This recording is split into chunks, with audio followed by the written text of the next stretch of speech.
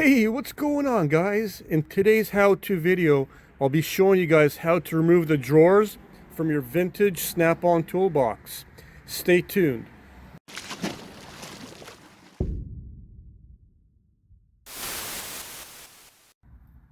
Alright, so let's get right into it.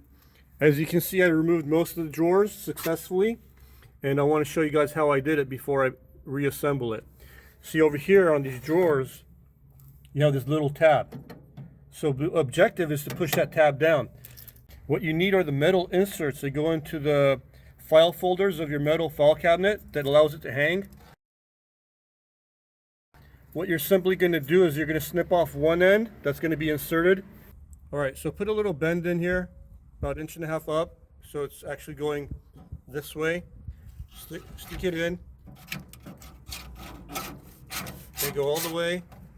And just do the other side as well. And just pull out. Simple as that. Alright guys, I want to thank you for watching this video. If I helped you out, please give me a thumbs up and subscribe, because I have many more how-to videos that will save you time and money. Peace out.